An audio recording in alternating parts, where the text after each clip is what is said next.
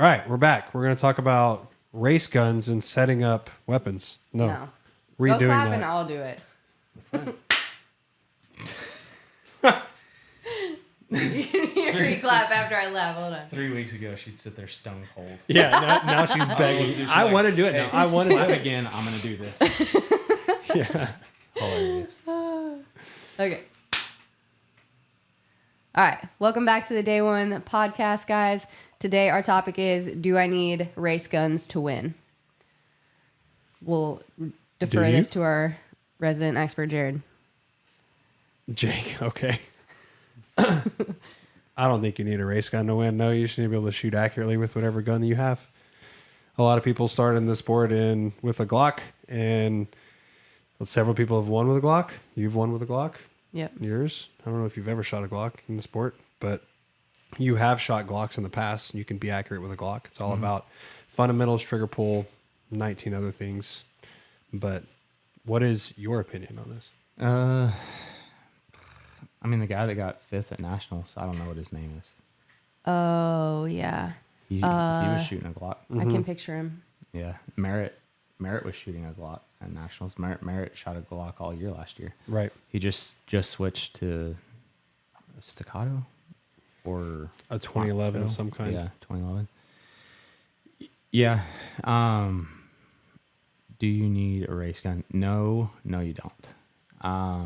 However, I'd put that with the caveat that you will have to dry fire more with a gun that is not a race gun. Sure. So, like, let's say race guns are 2011's Tang Flows, whatever that gun is. I've never shot one. I mean, I've shot one, but I've never owned one. Yeah, so 2011 or series, A.D. 2011s now. It would be considered race guns. And even the 2011, like I wouldn't consider an out-of-the-box Staccato a race gun. Correct. Right. Like an out-of-the-box Hayes custom guns, race gun. Yes. Right. And there are advantages and disadvantages to the race gun, but for this purpose, we'll make Staccatos race guns. Right. What would be, I mean, a 2011, I guess you can call it a race gun, but like from a out of the box Staccato to an actual race gun, what is the difference so people can understand that? So in tactical games, we have a power factor of 125, which is the same for USPSA and, others. And 3-gun, there is no power factor. It's just, can you knock down the hardest targets to knock down, right? And we would even, back then, we would take factory ammo with us and use, we call it mouse fart rounds for most of the stages. And if we had like a heavy plate rack or a spinner or whatever, we would use factory ammo for that. And instead of like a 12 to 18 pound recoil spring, we'd have like a little bit worn out 6-pound spring or 7-pound spring. And then the power factor of the rounds that we were using were like anywhere between 87 and 92, like right in there. On sunny days, you can watch your bullet. Like you can see the bullet going down range and passing through. And if it's cold enough, sometimes your bullet would drop off a little bit before it hit the target. Yeah. Like barely coming out. Island barrel 2011s.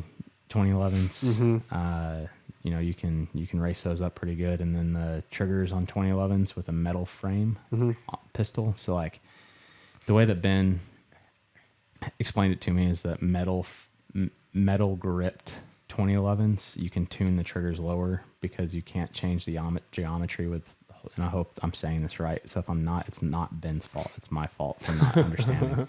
But the polymer grip, so like on a Glock or like just even a SIG, I can squeeze the handle of the pistol hard enough to trap the magazine in it, right? So like when you do that to a 2011, the mainspring and the other springs and sear and all that stuff is in the grip. So you can change the geometry of the grip while you're holding it. So if you take the trigger down much below 2 pounds, you could potentially turn it full auto. Right. Because the sear is gonna slip and it's just gonna start firing until you release the grip. So yeah, that's with 2011s that, and then you have your 3-port comps, and kind of the race guns that you see in Open Division and USPSA. Frame mounted red dot. Frame mounted red dots, which those aren't allowed in tactical games, but now with dots, even in the last 3 to 5 years, red dot technology has come a long way. Sure. Because used to in Open Division, you would take like 3 or 4 dots with you to to a match, expecting them to not work all the time. So now Jenay's face. Yeah. Now take it off, put a new one on, re-zero it. Yeah. It's such a process. Huge pain. And even those dots that are on 45s, most of the time we would put dots on a 45 on like a shotgun. So like the open box fed shotguns. I shot Open Division for a while. We would have a dot on a 45, and everybody's like, it's so you can lean around walls. It's not so you can lean around walls. It was, well, you can, and there's some a little bit advantageous places to do it. But mainly it was you're expecting one of those dots to fail, and if it happened mid-stage, you could turn the gun over and use the other dot. Yeah. But now that red dots have come so far, a lot of people in Open Division are sticking them on the slide to make a more like compact pistol. But then you have a frame-mounted dot, so you're taking that weight, the reciprocating weight, which is your slide. You take that weight of the dot off of your slide and put it on the frame. Now it becomes non-reciprocating weight, so it's helping you with recoil, like helping you keep the gun flat. Right. But that's just super space gun stuff. Right. But the thing about raced out pistols and 6-7 pound recoil springs and all that stuff is that gun is barely working. Yeah, it's reliability. Like you've seen some of my race guns, and like back really even before you worked for me with tackle games, like we knew each other from Jeremy's range, and like when you're shooting the pistol, the brass wouldn't even really eject. It just like falls out of the pistol and like rolls down your wrist. And that's how close it was to not working all the time. And then a 3-gun stage is 2 to 3 mags, so 40 to 20 to 60 rounds of pistol on a stage. And it came out of your nice clean holster, and a lot of times we put like rags over our guns to keep the dust off of them and stuff. And then after you shot the stage, you went and pulled the slide off and cleaned it, re-oiled it, got it ready for the next stage. But it wasn't something that like, I had a couple guns that I'd go through a whole day of a match without cleaning it, but at night I'd take it apart and clean it. Sure. And tactical games, with all the stuff, the environments that we're in, and the working out, and the amount of dust, and doing burpees and crawling under stuff, it would never make it. Right. Like, it would never make it. And then there's a couple of pistol manufacturers that 2011 manufacturers that their slide to frame fit was so tight, and people kind of got wise to it a couple of years ago. But like, inevitably, remember, they would come to that. We even had a kit that we would take with us so we could take apart people's pistols faster, because they would stop running, right? Just because everything was so tight in the pistol. And like, I shoot for Staccato, so grain of salt, but they have a tolerance built into the pistol, so it can be dirty and still work, right? And a lot of the really tight custom 2011s that like considered race guns don't have a tolerance built in to be super dirty and still run, so they will stop running. Right. So yeah, it's I definitely do not think that the trade-off is worth it at all, especially since it's so like after a stage, sometimes our guns are filthy. Yeah. And mud, dirt, everything. Just like you can barely see through the lens of the dot anymore. Right. And like, it is filthy, and there's no way a race gun would make it through. Like a true race gun would make it through. Now 2011, yes, you're gonna make it through a stage, it's fine, like everything's good. The Glocks, like I've told y'all before, if I wasn't shooting a Staccato, I'd be shooting a Glock. And probably even before custom 2011, like I would go to a Glock second and a custom 2011 third. Because there's some good, like Timney makes a trigger for the Glock that's a good trigger.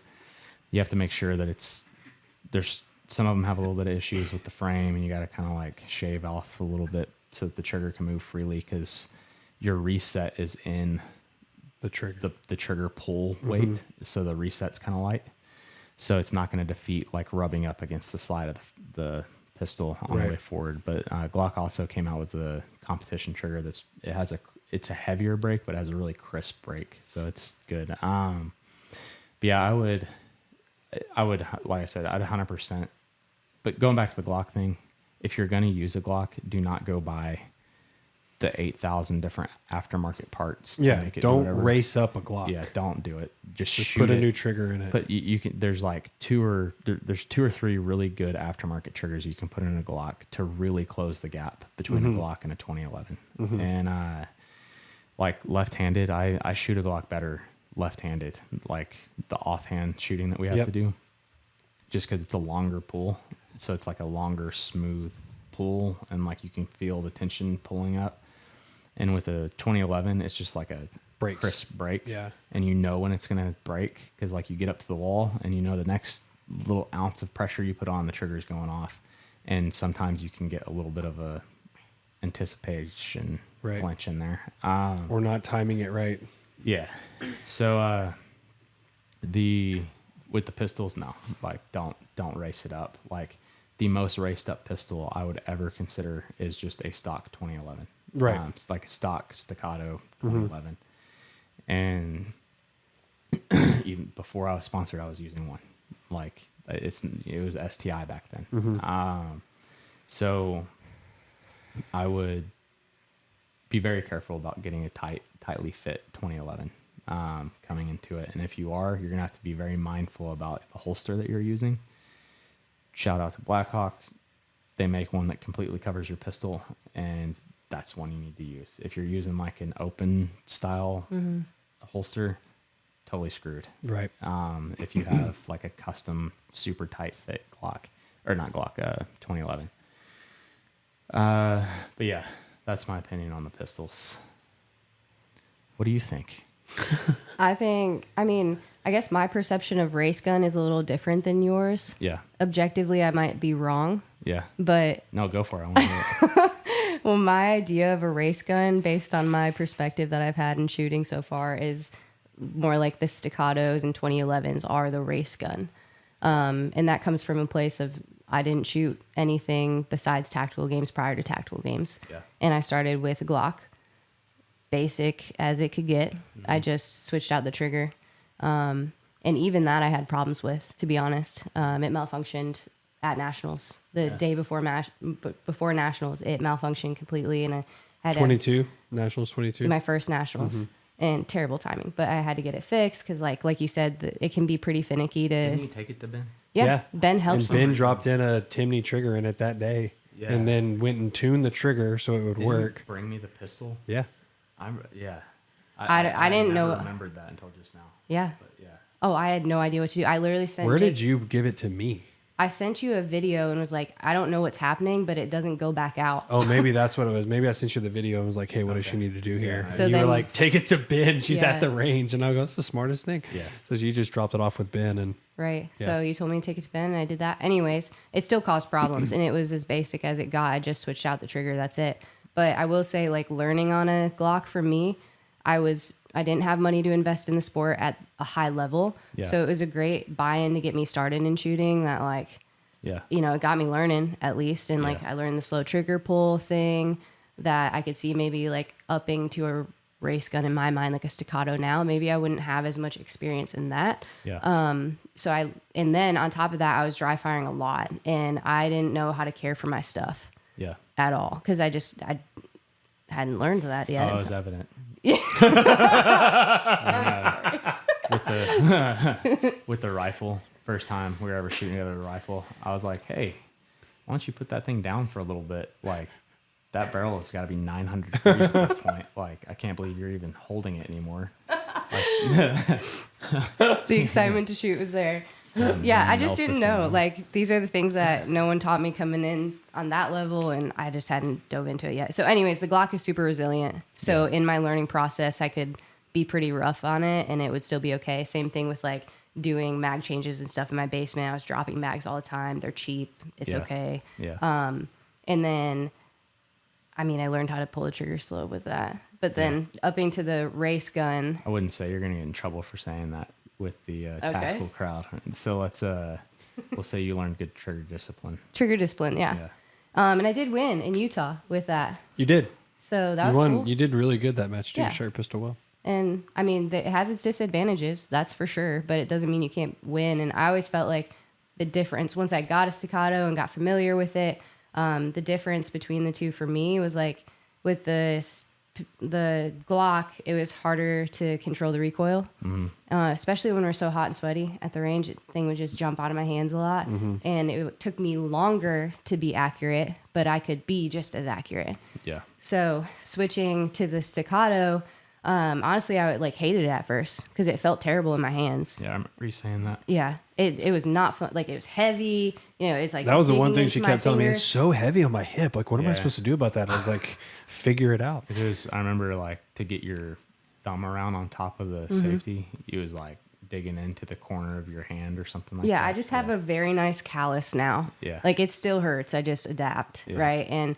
so I hated the Staccato feeling at first, but I Yeah. trusted everyone that, like, hey, maybe you should give it an honest shot and, like, you're probably going to like it. Yeah. Whenever anybody first switches over to Staccato, the beaver tail safety on the back and then the thumb safety just trips them out. And it's like, hey, listen, just I'm never going to get used to it. Like, you're going to be used to it by tomorrow. And then after you pull the trigger once, you're going to be like, oh, I need to get used to this. Yeah. Yeah. So, Right. And then I started shooting it, and I loved so many things about the Staccato that it was worth me just getting used to it. Right. I think like a Glock starting out is a good gun to start out on because it is so forgiving. Like you said, if you don't know how to take care of a gun and clean it correctly and the mags, and, you know, I'm not saying you have to, like, I don't ever clean my 2011, but like you do have to clean mags, whether it's a Glock or whatever. It just, there's more forgiveness in a Glock.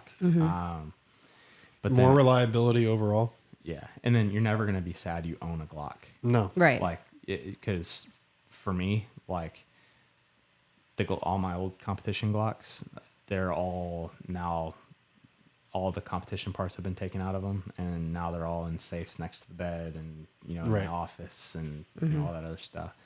So like, you're never going to be upset that you owned a Glock. Sure. And you're not going to probably sell it. You're probably going to keep it the whole time. Yeah, I but still then, have mine. Like, there's distinct advantages to 2011. Like, you get tired, trigger control gets real hard when you're tired. And then when you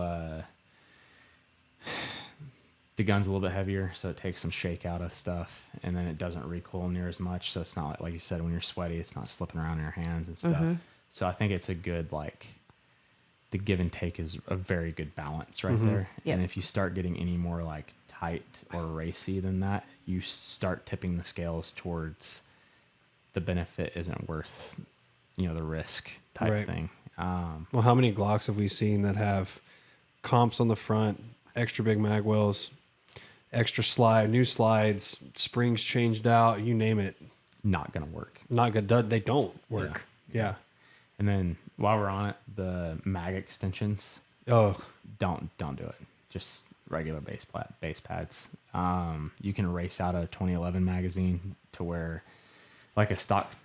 A lot of people are about to learn this probably for the first time. You can put a Terran Tactical mag spring and a Grams follower with a Terran Tactical butt plate and get 23 rounds in a 20 round magazine, right? So like on your 2-gun stages and stuff, you can do it, but you also have to test them a lot because, like, not all the springs like all the followers, not all the followers like the springs, and you have to test it and make sure that you have a reliable magazine. And if you're gonna try and get 5 mags like that, you have to buy like 10 followers and 10 springs and try all the different combinations, because like one follower will not work in one magazine, and then you put it in another magazine and it will work.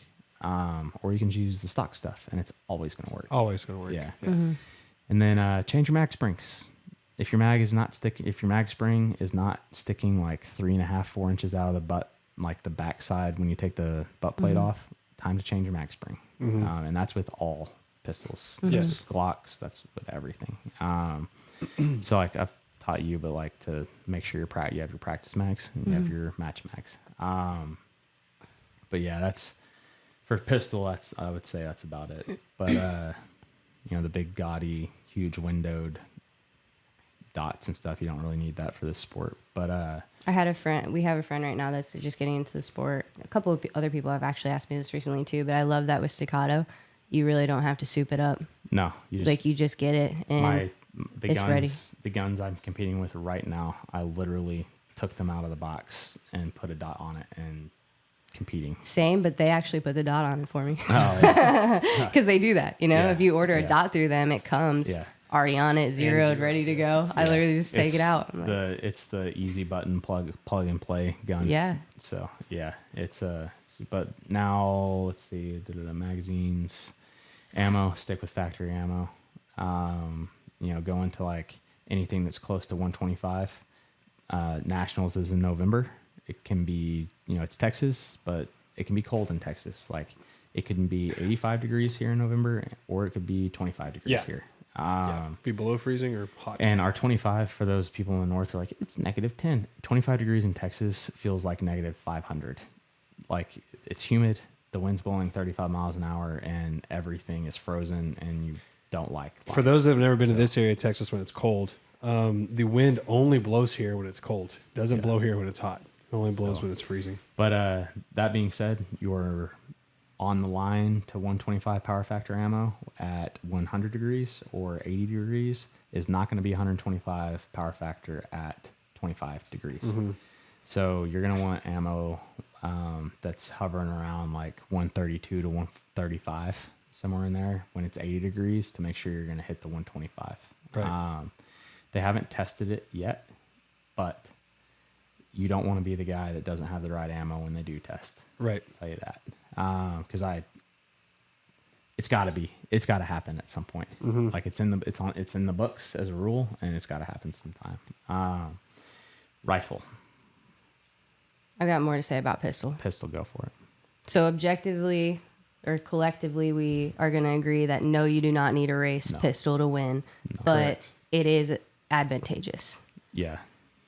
I wouldn't even say a race pistol is advantageous. I mean, maybe a 2011 that's stock A 2011 out of the is bag advantageous. is Like advantageous. I would also put in there like a production 2011. Right. Okay. Hayes stuff. The Hayes Cobra line is absolutely the tipping point to where if you get any more racy than that, you're flirting with the line right You're there. flirting with the line. Like I would say that is the line. Yes, that is the line. So like Aaron, Ben, they know what they're doing. Right.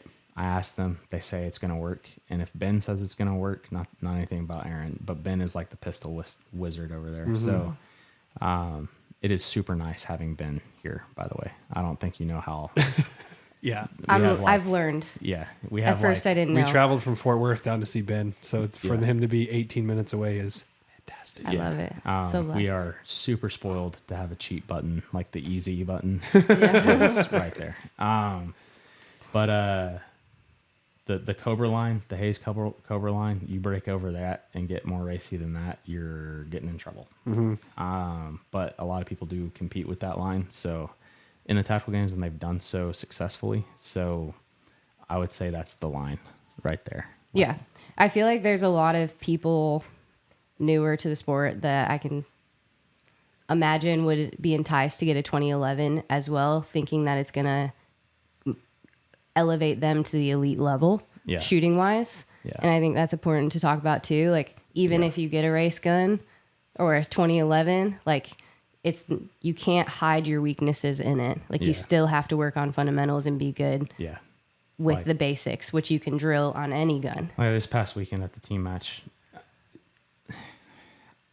I tell people I don't practice. I don't think that they actually understand. Like, Yeah.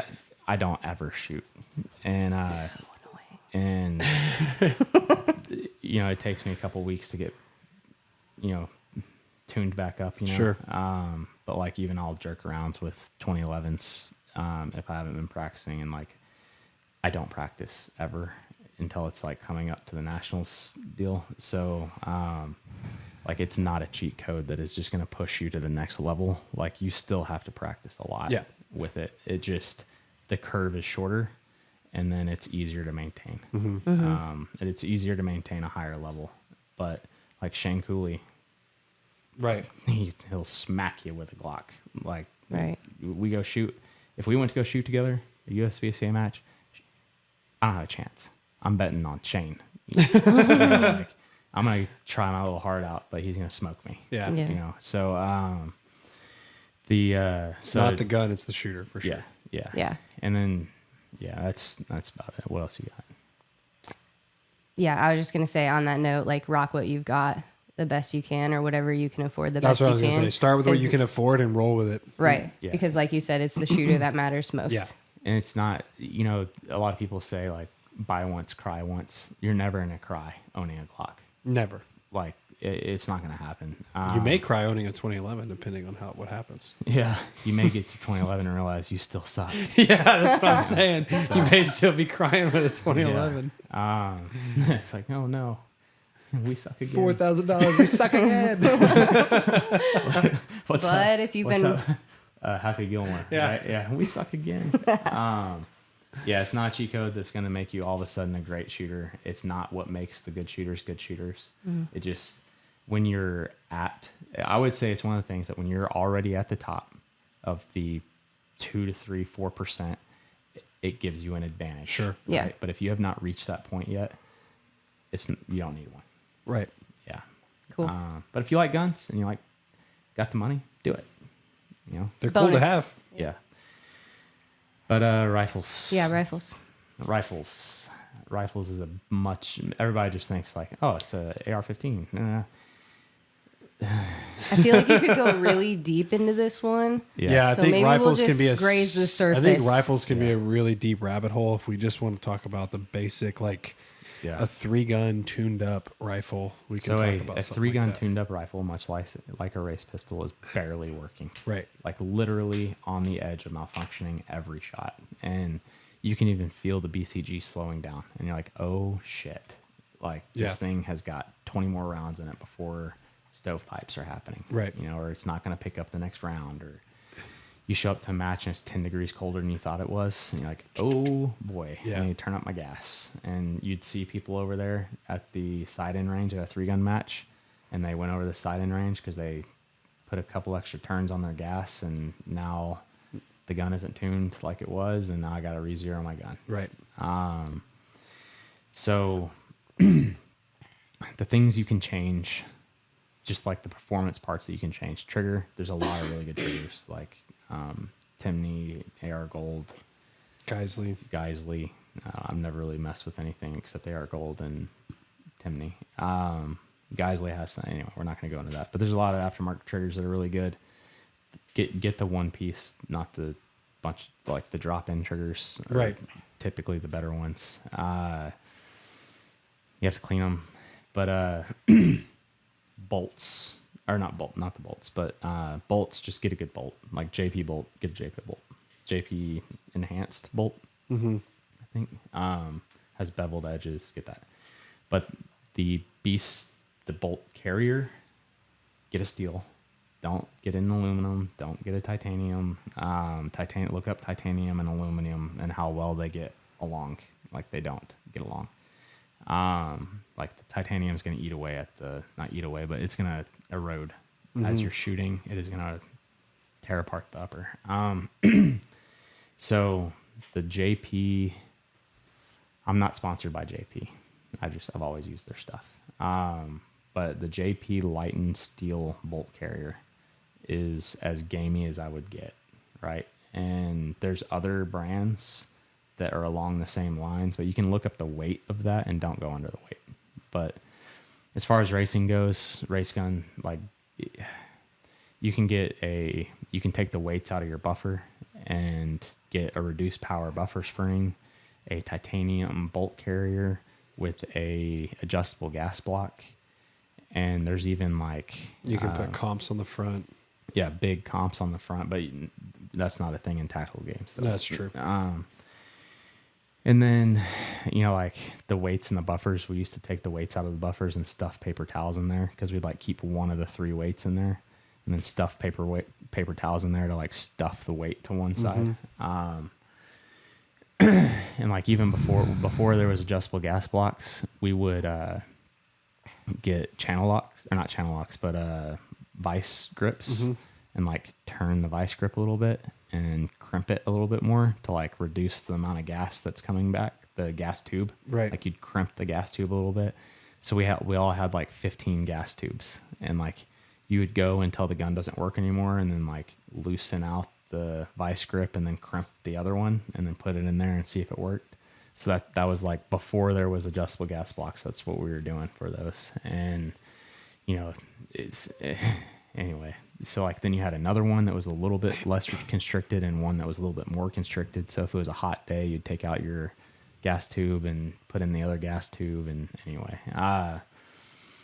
and then like there's the JP silent capture spring, and then there's the other one that another company makes. I don't know what the name of it is. I don't know. I'm not sure what it is, but they have less reciprocating mass or whatever, so it's recoils less. And like my 3-gun rifle basically pulls you forward when you pull the trigger. Like you have to keep the rifle shouldered because it is going to try and walk away from you as you're shooting. But everything that you're doing, it affects when the bolt's gonna unlock, because you dwell time, you want your bolt to stay locked for as long as possible. And if it's super light and there's no spring pressure behind it, it can unlock too early. And you start getting into like pulling brass apart, and then accuracy issues and all kinds of stuff like that. That being said, I think right now I'm running a mil-spec BCG with a JP bolt, a stock recoil spring, and a stock buffer. But I do keep an adjustable gas block on there, and we'll leave it to everybody else on how you adjust that thing, because I don't adjust it down as much as I adjust my 3-gun rifle. I leave it a little bit more gassed up than that. But there's a bunch of different processes that you go through to tune that thing. But you can look it up online and figure that one out for yourself. But you don't need a raced out AR-15 Right. To compete in the sport. You need a reliable gun to compete in the sport. What particular parts, just so the listeners can have just a specific list, what parts would you suggest changing on an AR? A lot of people don't like adjustable gas blocks, but I use superlative arms, and I've never had a problem with them. And there's 2 different ways you can adjust the superlative arms, where it's a bleed off or just a restricting the gas. And I set the bleed off. But it's like you turn it one way, it turns into a bleed off. You turn it the other way, and it's just restricting gas. But I turn it to bleed off, and I would definitely suggest an adjustable gas block. So you adjust the gas down a little bit. You're taking a lot of the pressure off the parts, and you're reducing how fast everything's moving, and the gun is going to be more reliable across a more broader spectrum of ammo. You can mess with buffer weights and all that other stuff to get like to where your gun's not working with a mechanical. Like you can adjust the buffer weight towards slowing things down and all that other stuff, but it's just easier to do it with a adjustable gas block. And I'm gonna be honest, the people that don't like, I'm not saying this as a broad statement, because a lot of people will hear something from somebody and it's like, oh, I trust him, he's a good shooter, so I'm gonna do what he says. But if you're having problems with adjustable gas block, it's an IQ test. Like, are you setting it up right, or are you not? Right. And are you able to think through what's going on and adjust it and keep your rifle clean and all that other stuff? But yeah, I think up until a year ago or 2 years ago, my Tactical Games rifles were 100%. Like, I would change the barrel, but I didn't have an adjustable gas block, mil-spec BCG, JP enhanced bolt, and a good barrel. Like, Trigger? Yeah, and I've always used the triggers. But anyway, you can get into like gas tube lengths and rifle length, Carbine length, carbine or length, pistol length, or whatever. Yeah, it is. for the buffers and stuff. But it's just like you have to do research on your own on that stuff. But it's a deep rabbit hole you can run into, and you can go through the whole long process of doing it. But since I've started competing in the tactical games, I just take my tactical games rifles to 3-gun matches, and I've podiumed with my tactical games rifle in a 3-gun match like several times, competing against people with raced out rifles. So like, it's not making a huge difference. Right. So, but like I would say for a smaller framed person, a raced out rifle, it might be a little bit more, but like if you're a bigger guy, an AR-15 isn't going to knock you around. over. Yeah. Yeah. So, what's your opinion on it? Y'all just said so much. Yeah. Like, for all Jenay- my new people out there that are like, what are you saying? Jenay was handed a gun and said, use this. Yeah. I've learned. I know what you're talking about, but like, also that's a I lot. handed her a rifle and was like, That's here you a go. freaking lot. Use that. So, my rifle, like, when I think of souping up a rifle, here you go, Yeah. from the beginner's point of view again, right? Yeah. Bad lever. Oh, God. Souped up, man. I was so fast on them reloads. Also, Austin Oliver wanted us to talk about Yeah. a bad lever. No, so but would you... I'm not even saying it because of that. Like, genuinely, know. when I was like, I got a souped up rifle now. I don't mean to cut that you was off or when put you on pause, but we gotta have Jared's perspective on. No. That's no. when, like, no, like when I told myself, I was like, I got a souped up rifle now. It was when I put a bad lever on it. And I was like, let's go. So fast on these reloads. So fast. But honestly, it does make a difference. Just saying. It's worth having. No, it doesn't.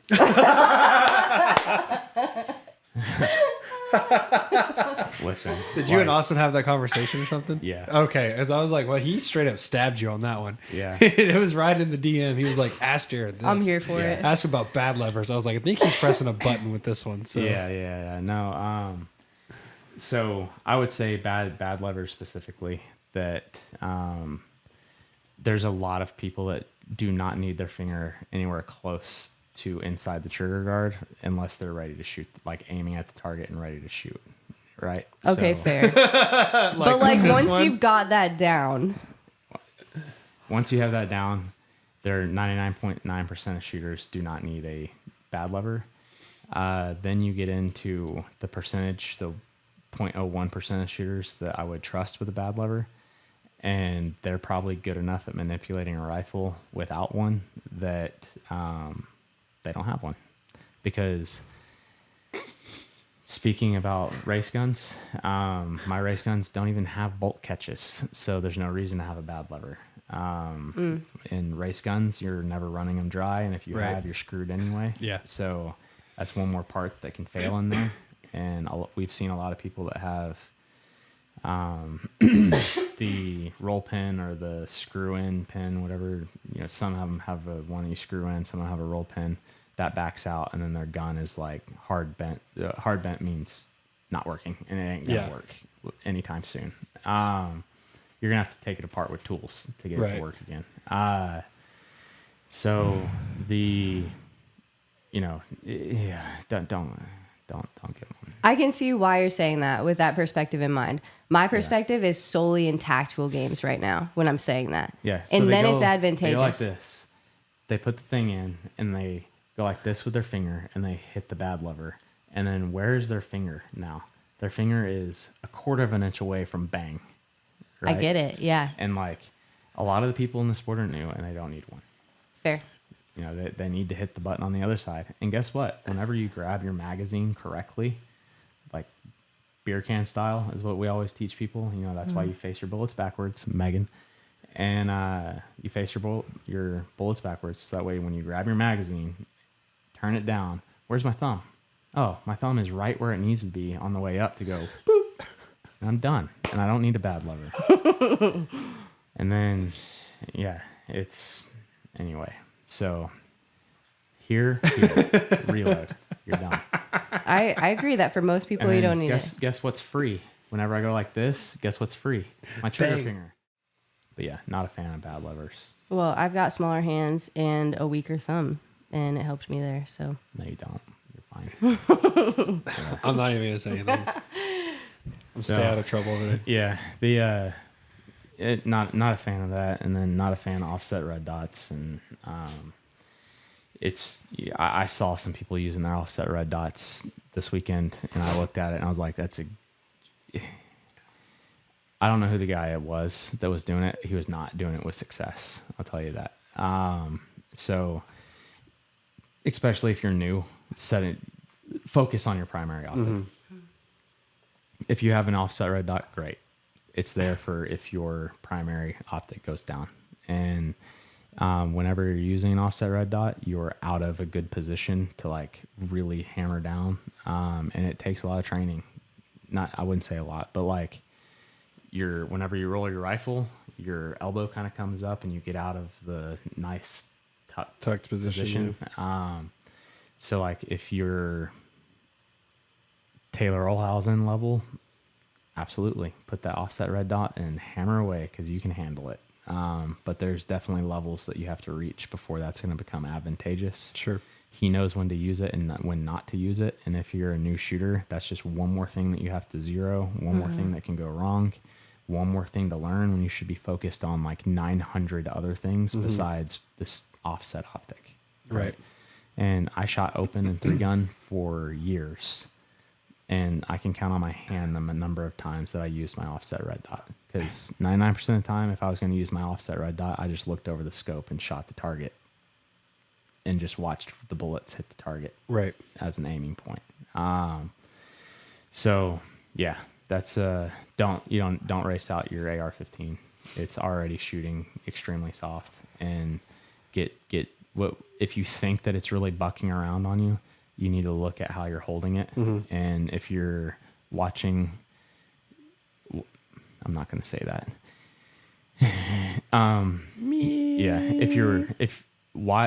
So how do I put this? Watch competitive shooters shoot an AR-15, video yourself shooting an AR-15. And if you look significantly different than a competitive shooter shooting an AR-15, adjust the way you're holding the rifle and shoot it like them.